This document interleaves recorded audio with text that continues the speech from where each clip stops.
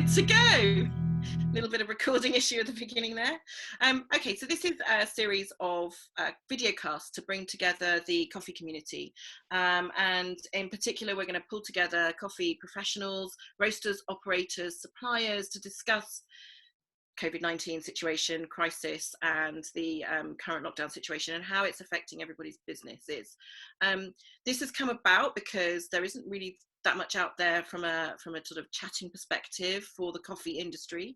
There's interviews with food service leaders, but not really for us in the coffee industry. And we've already been through quite a lot of uncertainty over the last few years, and this has been the word of the year, obviously, unprecedented. So unprecedented uncertainty. And we're hoping that by sharing experiences, by talking to each other, we can learn from each other. You can help navigate through the crisis, reassure each other. And quite a crucial thing is to start thinking about how we prepare for exit. And at the same time, obviously sustaining hard-earned trust and loyalty of our consumers. So today I have the pleasure of Max Dubiel from Redemption Roasters and Henry Ayers from the Gentlemen Baristas. And we're going to just talk through a few of the topics that are of importance and for you to benefit from. So hello guys, most important thing I'm going to ask today is how are you? Good. No coffee. Good. Not too bad. Yeah. Okay, good. So it is really challenging, and I've seen what you have both been up to through social media. So hopefully we'll get some ideas from you guys as well. But with this happening to us without any planning at all, I'm going to just jump into the biggest question and say, what has been the single biggest challenge you faced? Because, you know, when something happens like this and you've got nothing to prepare yourself for it must be an absolute nightmare as an operator, and you're both wholesalers. So what would you say has been your biggest challenge? I think for us it was suddenly overnight closing, not being able to say goodbye to all of our guys. I mean, we had to go every week. We were dropping a site, which was, it's heart-wrenching, it's gutting. And then, you know, our way of life, our existence just being cut like that. We're in hospitality at the end of the day, and to have that just taken away from us without a say in the matter, which is bizarre. Not being able to say goodbye to customers, etc. And our way of life just cut like that. And what about you, Max? What was your biggest challenge? Yeah, similar here. Closing stores as an operator is always painful. I think even just for refurbishments, I always try and squeeze it in just so that it happens in the least possible downtime, because every minute you're shut, you lose money.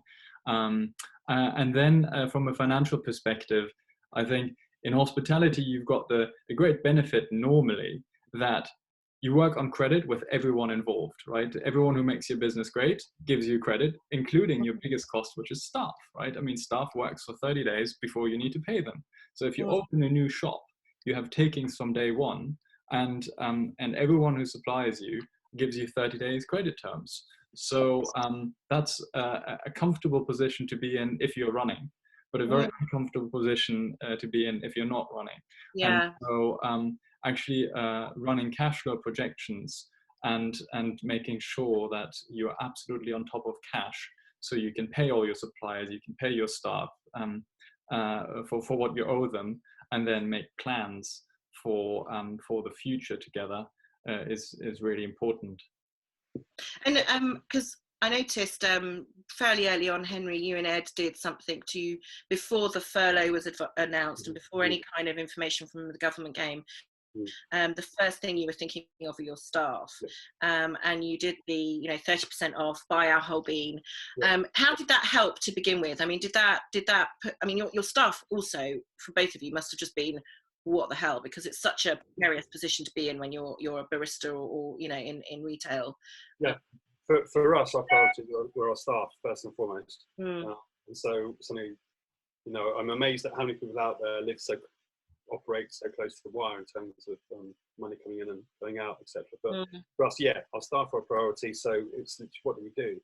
And to date, we hadn't really pushed our online at all, subscription, etc. And suddenly we've become an online business overnight. Yeah. And every penny was going to pay for the wages of our staff, and that was it. And that was our priority. So suddenly it's like, right, what do we do? that's shops are closing, and then all the shops closed, and it's like, right, the roastery has to keep going. Costs, and the response has just been absolutely amazing. Yeah. I mean, mind-blowingly so. People that we you know, brand new customer base. We're sending coffee out to Holland, to Switzerland, America, Taiwan yesterday. It's just, it's wow, the response has been amazing. But it's just opened up a whole new avenue for you. Yeah, totally. Out of interest, Henry, how much are you up in terms of online sales, just in percentage, pre and now? Insanely. I mean, before we'd have a few orders. I mean, it was something we'd never pushed, and we'd mean to, sort of putting it off, thinking, right, we need to get Shopify correct. We literally maybe, honestly, something like 15 to 20 bags a week, and now it's 150, 200 bags a day. Wow. We weren't expecting that. And bear in mind, it's just one person in the roastery packing all that. And when you've got multiple orders that want shit ground a certain way, and we have to get to the post office by about 2:30, etc. It's just been extraordinary. And it's not just us. I mean, Max, I'm sure you found the same. Talking to other roasters in the industry, suddenly we found that our online sales have increased. And even for operators who've sort of got grocery or not necessarily had an online presence at all, some of those people have had to adapt and create a shop online as such. And for some people, that's quite uncomfortable, but we've had to adapt. And that's been really interesting about this whole situation, that we as an industry have had to adapt very, very quickly. Have you found that, Max? Because I mean, you haven't had as much of a focus in social, have you, on pushing your online sales? But have you found existing customers have ordered? Because I must admit, I did go and look, and I'm waiting till I've started running down so that I can order some more redemption, because I haven't got the mount, and that was my favourite. I loved that, and we really loved it. At the moment, Anya, should we ask? It's Deer Stalker. No, Top Hat. Yours. Oh. Yeah, sorry, Max. I'm drinking Henry's coffee. I will be drinking yours soon, and more of Henry's, and everybody else's. Don't worry. But have you had a similar experience, or has it been slightly different for you in terms of the online sales? No, online sales has also gone through the roof.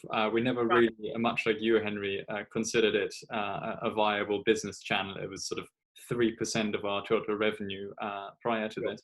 And now it's 100%, so obviously we're pushing it as well. I think you guys have been a bit more successful. We're not doing those kinds of quantities. We're doing sort of 7-fold of what we used to do, which is like maybe 20, 30 orders a day. And yeah, we've now started pushing it as well. And poor Mike, who's normally our wholesale director, is now our a guy to basically run a distribution hub. I think he's already involved his 2 children, who are now sitting around the table in the kitchen to sort of help to open boxes. Brilliant. I similarly, poor Ed, who's the retail director, he's in early doors in the morning, sort of putting in these bags everywhere, and then taking home labels at home and asking his other half, Jane, would you mind just sticking some labels in the bags? We haven't got much else to do these days. Exactly. Can you do free this evening? But it's challenging time. I mean, this is just it, because I had this conversation yesterday. Actually, I was talking to a client who was just phoning me out of the blue about something that I'd done last year, and we were just talking about what's going on, and I said, I really did think that online sales must be going up for most businesses, and seeing how successful you guys were, Henry, with your campaign, and the way that you just used it, doing it personally on Facebook. I mean, obviously I'm friends with Ed on Facebook, and so I saw it firsthand, but then you, of course, you also created, so I'm going to sort of, I know I've put the questions in a certain order, but I'm just going to jump around. But you did the online coffee house as well. So how has that gone? Yeah, if I could quickly just go back, actually, weirdly, we gave a discount code out, and we just thought, okay, rather than, we saw some competitors run their discount code for a week or so, and we just thought, no, from here on in, 30% off. And it's amazing how many people aren't using the code. Really? It's extraordinary, in fact. Just you give them the code and they've just gone, no, fine. And even just before we close, we're having people walk into Park Street, for example, buy a flat white for 20 quid and going, the rest is for you. Not as in a tip, but that's for the till. And that meant a lot. And it's fascinating. I mean, I've kind of sort of avoided pushing my coffee onto my neighbours just because I need a break from coffee, and and it's amazing how many people sort of to the left and to the right of me are now drinking coffee. Yeah. And their consumption has increased dramatically. Whereas before, I think maybe we grab a cup of coffee when we get up prior going in on our commute to work. I think now it's sort of maybe 2 cups of coffee, maybe more, and then that 11 o'clock when we go out, stretch our legs and a bit of escapism or catch up for a meeting, that's another 2 cups and whatever. And I'm just absolutely amazed at the consumption of coffee going on around us. And I think a lot of people who are working from home, you've got children, there's a reason for this consumption. You know, I have a lot of people, I have a lot of people contacting me on Facebook saying, you know, what coffee should I be buying? In fact, some of your new customers, Henry and Max, will have come because I've said go to, and I give them a list. I don't just, I don't favourite. I do favourite, but you know. We'll talk about affiliate deals later, Anya. Yeah. Make sure. But yeah, so but I'm surprised that so many people have suddenly said. In fact, some of my friends have even put up posts saying, you know, I'm not stockpiling loo roll, but I am stockpiling coffee and chocolate, you know, and things like that, because that's life's essentials. And these are people without kids as well, so I don't know what their excuse is, but okay, so just sort of, I mean, I think something I've observed is that there has been a lot more, you know, being a bit more inspirational about approaching business, because either you do nothing, or you try and find a way to keep yourself sane, but also keep the business alive. And as you said, Henry, you know, clearly there are a lot of businesses that have been, at the wire, because we've seen some failures already, and a lot. Again, I get asked about that, and you know, from my mind, if the business survives lockdown, it's because it's a good, strong business in the first place. But having said that, you can be thrown curveballs. You know, there are going to be some suppliers out there that aren't quite as supportive as we'd like, and you know, not every business has inspiration to think outside of the box. So just sort of tapping on those 2 things, starting with the supplier side of things. I've seen a lot of blacklisting commenting happening on LinkedIn and on Facebook by consumers. Have you experienced that? I mean, you have great relationship with your suppliers, I know, but has there been anything where you've just thought you could do the right thing here, or are you been very, very lucky? I was umming and ahhing whether to mention this one when I spoke to Ed earlier, but all of our suppliers have been absolutely amazing in terms of sort of, you know, for the printers have given us labels. We're giving coffee to NHS Trust, and the majority of our suppliers have just been absolutely fantastic. However, there was one exception to that. Someone we've been working with since day one suddenly reduced our credit ridiculously, so to the point where it's almost pro forma, with no explanation, no communication whatsoever. And even when our accountant and ourselves questioned it, there was no reply. And that relationship now, well, it hurts. And quite frankly, when this is all over, will we be doing business with them? No. And generally, we're a very forgiving bunch, but that really cut deep. And I think people will be judged. When this is all over, people that did the right thing, people who stood up and whatnot. And it's a chance for optimism, it's a chance for to diversify, and it's a time of innovation. But we have to work together for this. And it's interesting how many people in the industry who aren't necessarily, I don't necessarily supply them, but they're just asking for sort of help or advice, what they do.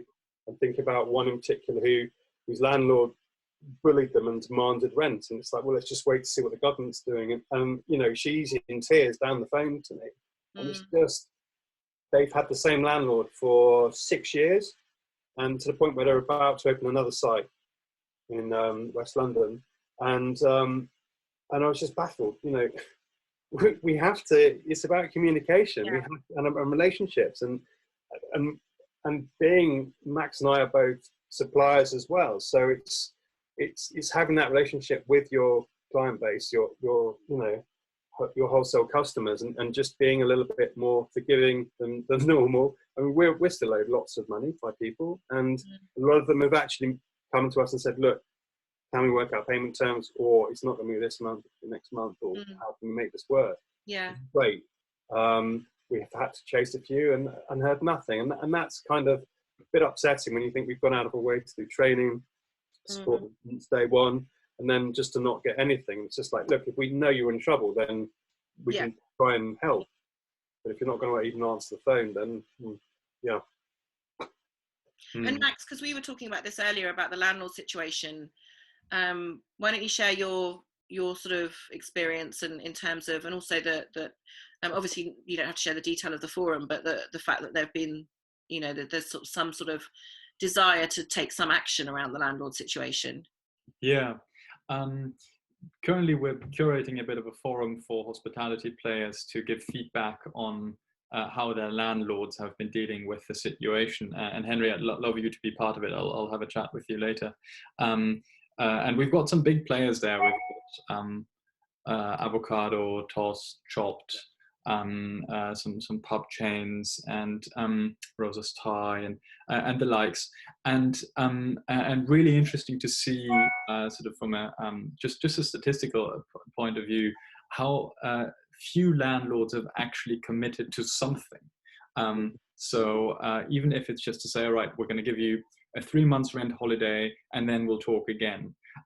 Most of them have just been silent, which is really interesting. And we've been quite fortunate with our 5 sites and the 6th site, which is the office, in the sense that at least we've had a response from every single landlord. So you can build that into your cash flow projection and say, all right, we're not going to have to pay this for April and May, and then in June we may have to or not, but we want to make sure that we definitely have it in the bank.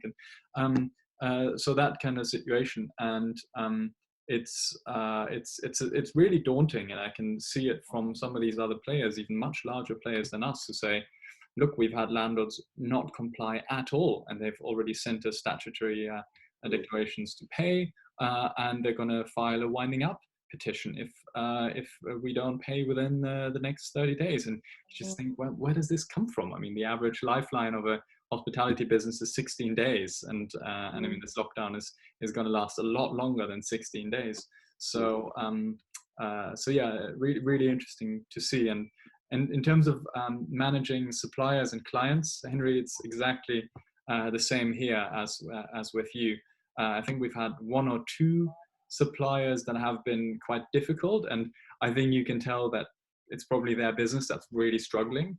And as much as you feel sorry, it's not the greatest way of, I mean, we've had, one of them in particular call us up multiple times and just move the goalposts and change our credit terms around, and it's just it's not cool. And I'm not going to say who it is on here. No, I don't. But apart from that, we've had really good suppliers, and we've and it's amazing to see, especially if you're a supplier yourself, like you, Henry, that people say, oh yeah, we've noticed there's still an unpaid invoice and it's becoming overdue. How are you guys doing? Can we come to some agreement? Let's talk.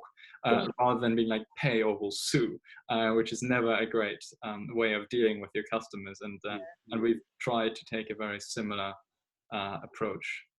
I mean, what else can, I mean, obviously, I think, you know, the top 2 things a supplier can do is, you know, reach out and listen, and then be as accommodating or as flexible as possible. But is there anything else they can do? You know, I mean, when it comes to, and we'll talk a bit later a bit more about preparing for exiting lockdown, but you know, there are good suppliers out there who do, you know, who are big corporations who do have the wherewithal to be an injector into the industry in some way.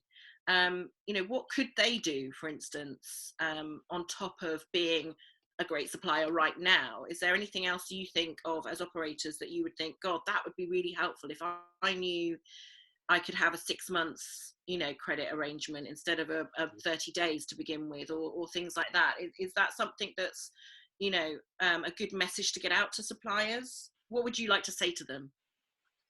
Yeah, I think for me personally, I think the landlords, anyone who's behaving in this aggressive manner is very short-sighted, because you go in and change the locks, who's going to go in and take that property every time? really? Come on. Mm. I think that's really, the expression "cut your nose off to spite your face." Yeah. But that's just really, really disappointing to hear these stories. So I'm hearing, interestingly, from both sides of the spectrum, sort of the bigger players, the bigger landlords being aggressive, and then also smaller ones too. So it's coming from both sides of the fence as such, and it's horrible. I mean, look, these unprecedented times. We keep saying the word, but we need to try and work through this. And if if you want your money from your tenant, then threatening them that they have to pay you, when the rent is due, and not trying to work out some kind of agreement whereby they pay off over a few months' time, whatever. And it just amazes me. Just be kind, people. Just be kind. And obviously, we're in this to make money, etc. And businessmen at the end of the day. But I'm just, it saddens me actually some of the horrible stories I'm hearing out there. It really does. And I wish we could do more, but we can't. I mean, our hands are tied. We're not chasing any of our customers really. I mean, I think that time's now passed. The ones we've had chased and spoken to, we've agreed, yeah, sure, okay, if you can just pay what you can. I've got a customer sort of near Greenwich. He was literally 2 weeks away from closing. Then this happened. He's diversified. He's become doing veg boxes, meats. He's baking his own bread. He wasn't baking before. And to the point now he's actually done a crowdfunding scheme to actually get the baking oven and all of the kit he needs for that. And he said, look, I know I'm on borrowed time, because as soon as this finishes, then, unless we can change, unless we can become that bakery, we're on borrowed time, because then everyone else is open and then we've got more competition. So, but it's fascinating. He's actually in the black now, whereas before he was heavily in the red. So that's a success story. And I hope that I'm hearing more and more stories of people becoming these hubs for the community and doing boxes, etc. It's interesting as well how many people are actually doing this to make serious money and profiteering from what's happening rather than providing a service. And obviously you don't want to be giving it away, but at the same time marking it up in such a way that it's blatantly taking advantage of the situation and of your client base. I don't know. But I think that's something else that will get noticed. Yeah. And either the service won't be used because there are other ways to get product to you from a consumer perspective, or it will be a short-lived thing. It is a shame, any profiteering is in this current time is just, as you say, completely wrong. Max, what about you? I mean, if you, as a supplier or also to suppliers, and just moving away, because obviously there is nothing we can do about the landlords unless there is something we can do. I mean, is there a way of lobbying? Is there a way of helping Henry's client or friend who was worried about her landlord? Because if there's a way we can talk about it here and get the message out to people, then let's do it. Let's do that.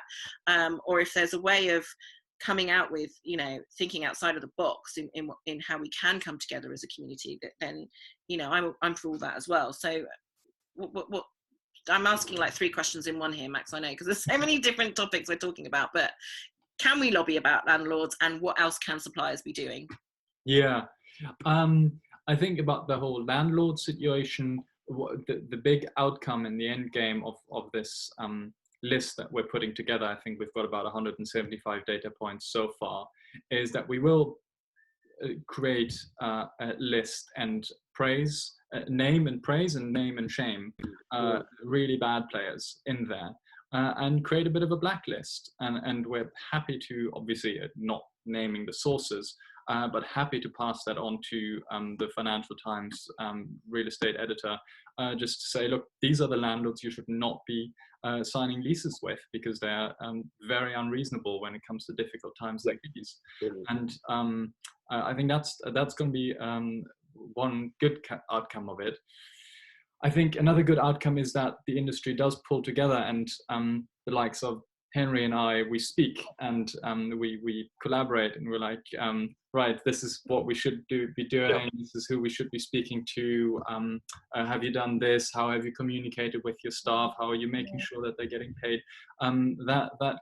Those kinds of conversations are great and really helpful to form a strategy. In terms of suppliers, I've seen some really creative ideas there, and I mean, as you guys already mentioned, I mean, we've had some of our suppliers say, look, we've noticed that all of the supermarkets are out of eggs and bog roll, and we've got loads, so why don't you start stocking that and selling it alongside your online offering, or when we were still allowed to open and have a takeaway trade, why don't you do a bit of a market hall kind of approach? I like that. I like the idea of saying, well, look, we can help you diversify your business, and that way we can both get the best out of a really dire situation. We're not pushing our clients to stock our product for their online sales, but we have suggested it, and a couple have taken us up. So yeah. It's good. So then, just going to the whole.